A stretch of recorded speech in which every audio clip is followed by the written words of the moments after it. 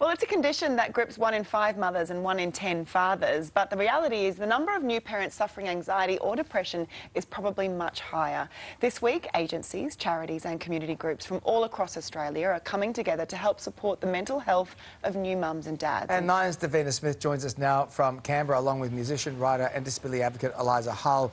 Good morning to both of you. Eliza, I want to start with you first. You've got 2 beautiful children, but your journey through parenthood wasn't an easy one. Can you tell us what you went through?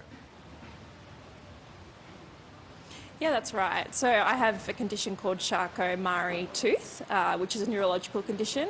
It affects the way that I walk and I fall over regularly. And when I was deciding to become a parent, I went to my neurologist and said, what do you think about me starting a family? And he actually said that I shouldn't become a parent. He was worried that I wouldn't be able to carry a baby, I would fall over regularly, and that I would also pass on my disability. And I felt a lot of shame in that moment, and that caused a lot of anxiety for me. And to be honest, if I had have listened to him, I wouldn't have the incredible family that I have. I now have 2 beautiful children, but it was definitely a hard journey for me. I'm sure you had 2 beautiful children. I'm so lucky to have you as their mum. Davina, we know that hearing stories like Eliza's, it really helps other parents struggling, doesn't it? And that's the point of this week, Belle. It's Perinatal Mental Health Week, and part of it is brave people like Eliza telling her story.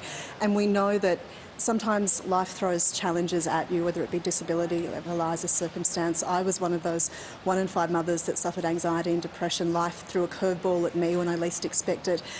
There are mothers and fathers who've experienced grief, miscarriage, or nothing at all has happened in their life, and for some reason they've fallen down to anxiety or depression. And the point of this week is to acknowledge that there are so many agencies out there who can help you and support you, and the recovery rates for anxiety and depression during that time, in that perinatal period, are really quite remarkable if you can get help quickly, and that's about raising awareness about the organisations that are promoted this week. So, Eliza, you are an ambassador for the Gidget Foundation. How are they helping new parents? Yeah, that's right. So I actually sit on the Disability Advisory Group because we know that parents with disability are 4 more times likely to actually have poorer mental health outcomes and anxiety. And so I support Gidget Foundation to be more accessible and inclusive for parents with disability, to really support them, through that postnatal phase and also pregnancy and perinatal phase. But Gidget Foundation are an incredible foundation that really are there with lots of clinicians to really support parents, because it's a challenging time whether you have a disability or not.